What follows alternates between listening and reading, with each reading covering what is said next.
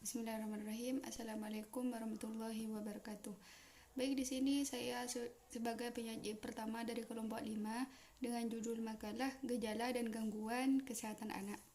Jadi ada beberapa macam penyakit yang sering terjadi terhadap anak, yaitu diantaranya adalah kurang gizi. Ini disebabkan karena asupan gizi kurang yang berlangsung dalam jangka waktu yang sangat lama. Jadi, jika anak itu kekurangan gizi dalam beberapa waktu yang cukup lama, itu akan pertumbuhan atau perkembangan anak itu akan terhambat. Yang kedua itu kolik, yaitu bayi menangis berkepanjangan 3 jam sehari selama lebih dari 3 hari per minggu.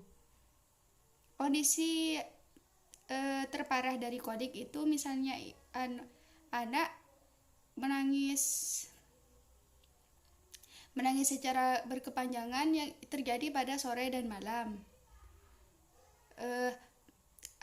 Anak itu akan menangis seperti ia kesakitan seperti itu. Dan biasanya itu perutnya akan membesar dan wajahnya itu memerah. Itu yang disebut kolik. Dan yang ketiga itu diare atau disentri. Adalah buang air besar dalam bentuk cair yang terjadi sebanyak 3 kali atau lebih dalam waktu 24 jam. Jadi itu selama 24 jam anak itu mengeluarkan cairan dan itu melebihi 3 kali. Yang untuk selanjutnya itu gangguan sistem pernapasan pada anak. Jadi sesak napas pada anak adalah kondisi yang sama sekali tidak boleh dianggap sepele, sebab bisa jadi kondisi tersebut muncul sebagai tanda adanya gangguan pernapasan yang bersifat serius. Jadi sebenarnya sesak nafas itu adalah hal yang biasa terjadi, hanya saja itu jangan pernah disepelekan, karena misalnya itu dianggap hanya main-main, maksudnya tidak langsung diatasi, maka itu akan meningkat menjadi penyakit yang cukup serius seperti itu. Jadi kalau misalnya anak mulai sesak itu usahakan langsung diobati atau dicarikan solusi. Kalau misalnya kurang paham untuk mengatasinya, itu bisa langsung datang ke dokter seperti itu. Ada beberapa hal yang penyakit yang berkaitan dengan sesak nafas, diantaranya adalah KROP, yakni infeksi pernapasan pada anak yang menyebabkan saluran nafas terhalang. Jadi ada semacam virus yang terjadi yang menghambat pernapasan anak seperti itu. Yang kedua itu adalah pneumonia, yaitu penyakit infeksi paru-paru yang bisa berakibat fatal jika tidak ditangani dengan cepat. Dan ini ada beberapa penyebabnya. Itu untuk penyakit pneumonia itu diantaranya adalah jamur, terus bakteri dan infeksi virus. Kalau misalnya sudah mulai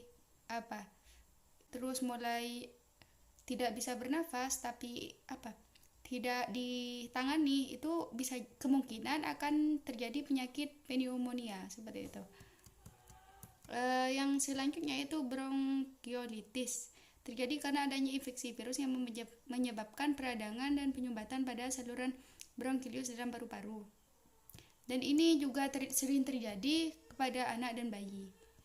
Yang ketiga dan yang keempat itu asma, seperti yang sudah dijelaskan tadi. Dan untuk selanjutnya itu adalah sistem pencernaan anak. Gangguan pencernaan pada anak itu seringkali tidak diketahui apa penyebabnya, dan ini yang sangat mengganggu itu apabila anak itu belum bisa berkomunikasi dengan baik, hanya saja ia menangis, mengatakan sakit perut, hanya saja ia tidak bisa mengungkapkan sebenarnya sakit perut apakah mau BAB atau sakit perut bagaimana. Yang itu yang sering terjadi terhadap anak. Jadi kita sebagai orang tua itu harus memahami betul beberapa gangguan yang terjadi terhadap pencernaan anak seperti itu. Untuk beberapa gangguan dari pencernaan diantaranya adalah yang pertama diare, yang kedua itu adalah sembelit, yaitu tidak sulit kan. Kalau diare itu terlalu lancar, ini kebalikannya dari diare sembelit. Itu misalnya dalam 1 minggu anak hanya BAB 2 kali atau bahkan jadi yang sering terjadi terhadap anak itu batuk. Jadi segera carikan solusinya, soalnya itu akan kalau misalnya itu dibiarkan, maka batuk itu juga menjadi penyakit yang parah, yaitu seperti komplikasi seperti itu. Kemudian penyakit influenza, itu gejala penyakit yang disebabkan sejenis virus dan jadi ini penyakit influenza itu akan menyerang sebagai wabah atau virus itu berlangsung selama 3-4 hari. Dan untuk selanjutnya, penyakit yang sering terjadi terhadap anak itu adalah cacingan, yaitu infeksi parasit yang disebabkan oleh cacing yang menyerang manusia. Dan ini akan menyebabkan beberapa gejala yang akan terjadi terhadap anak jika anak itu mengalami gangguan cacingan seperti itu. Jadi disarankan untuk segera diatasi. Biasanya akan mengalami dehidrasi atau kekurangan cairan. Di antara penyakit anak yang keempat itu adalah demam, yaitu demam itu sebenarnya bukan suatu penyakit, hanya saja gejala dari beberapa penyakit seperti diare atau radang tenggorokan. Dan itu mengalami panas di atas 37,5 Celcius. Itu yang anak disebut demam. Untuk penyakit selanjutnya itu alergi. Dengan gejalanya biasanya itu bersin-bersin, terus mata berair, hidung tersumbat, ingusan dan gatal seperti itu. Dan ini rawan terjadi terhadap anak. Dan untuk selanjutnya itu penyakit asma. Misalnya penyakit ini disebabkan ya karena udara dingin, terus perubahan emosi dan asap rokok, perubahan cuaca. Ya, intinya ada beberapa yang menyebabkan terjadinya asma yang paling rentan kita temui itu yaitu asap rokok. Misalnya dari pihak keluarga yang mengonsumsi rokok seperti itu. Dan untuk selanjutnya yaitu batuk. Batuk itu merupakan gejala penyakit, misalnya karena gangguan pada saluran pernapasan. Batuk yang berlebihan bisa sangat mengganggu.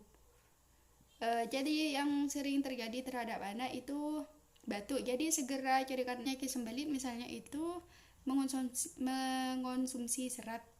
Terus kalau misalnya itu sudah tidak berfungsi, kita langsung bawa ke dokter seperti itu. Dan untuk penyakit selanjutnya adalah GERD. Dapat terjadi pada anak atau bayi karena terdapat tekanan dari bawah kerongkongan atau otot kerongkongan yang melemah. Jadi ini juga kesulitan dalam BAB. Ini disebabkan oleh makanan atau stres. Jadi itu kalau misalnya stres itu juga akan menyebabkan terjadinya gangguan pada sistem pencernaan seperti itu. Dan untuk penyakit selanjutnya adalah intoleransi laktosa, terus radang usus buntu.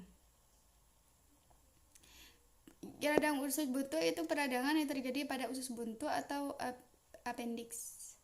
Biasanya dipicu karena hambatan di pintu rongga usus buntu.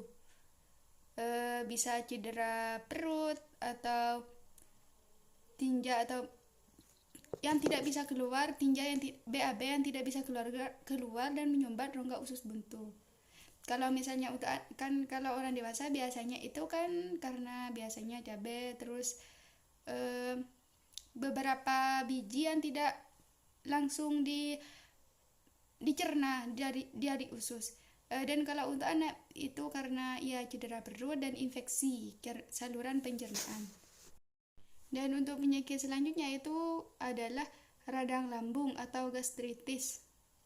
Dan ini dipicu oleh infeksi bakteri, infeksi berat atau luka bakar, konsumsi obat penurun panas. Jadi kalau misalnya itu mengonsumsi obat terlalu banyak, kalau misalnya anak demam itu juga sebenarnya ada efek samping dari obat tersebut, dan ini akan menyebabkan radang lambung. Radang lambung itu yaitu ketidakseimbangan asam di dalam lambung. Jadi jangan terlalu kalau misalnya anak demam, jangan terlalu banyak mengonsumsi obat yang dibuat dari bahan kimia. Dan untuk penyakit yang terakhir yaitu dari gangguan pencernaan, itu adalah IBS, gangguan sistem pencernaan yang lebih sensitif.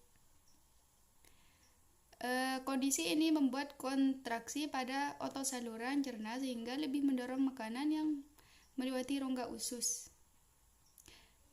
Dan ini dapat menyebabkan anak kram, diare, dan juga konstipasi. Dan ini juga disebabkan oleh beberapa hal yang dianggap tidak serius. Di antaranya adalah mengonsumsi produk susu yang berlebihan dan stres, seperti itu. Mungkin hanya ini dari saya sebagai penyaji pertama, dan selanjutnya akan disampaikan oleh penyaji kedua. Terima kasih. Tegumen, yaitu adalah sistem organ yang membedakan, memisahkan, melindungi, dan menginformasikan terhadap hal di sekitarnya. Sistem ini merupakan bagian terbesar mencangkup kulit, rambut, bulu, sisi, kelenjar, keringan, dan produknya.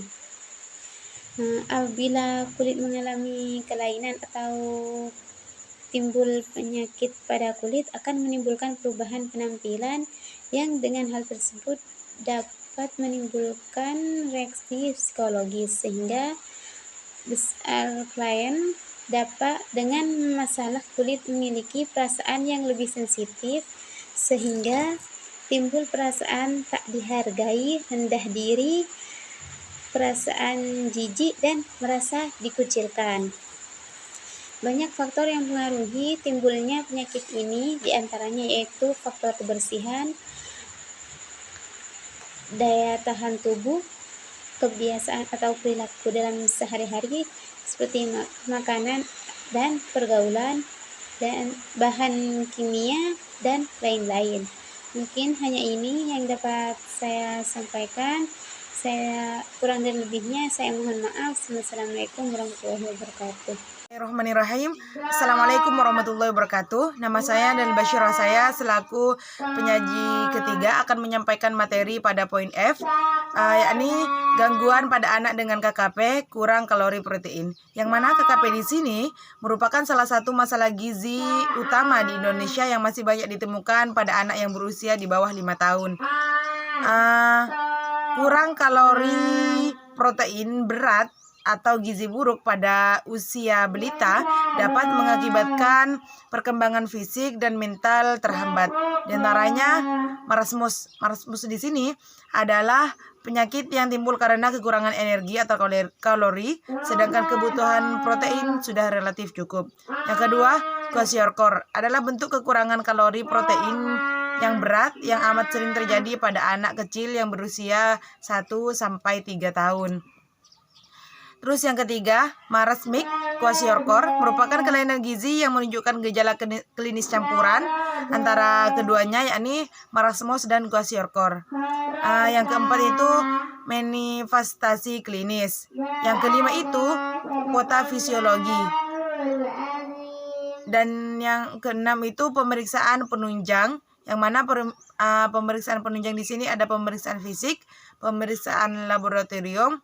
Dan pemeriksaan laboratorium di sini meliputi albumin, kreatinin, nitrogen, elektrolit, Hb, Ht, dan transferin. Yang ketujuh ada penata laksanaan, yang mana keadaan ini merupakan diet yang berisi jumlah cukup protein yang berkualitas, maksudnya proteinnya baik. Dan yang terakhir, komplikasi, di mana komplikasi di sini ada infeksi, kelainan bawaan saluran pencernaan atau jantung, melabsorpsi, gangguan metabolik, penyakit ginjal menahun, gangguan saraf pusat, gangguan asupan vitamin dan mineral, dan yang terakhir anemia gizi. Mungkin hanya ini yang dapat saya sampaikan. Assalamualaikum warahmatullahi wabarakatuh.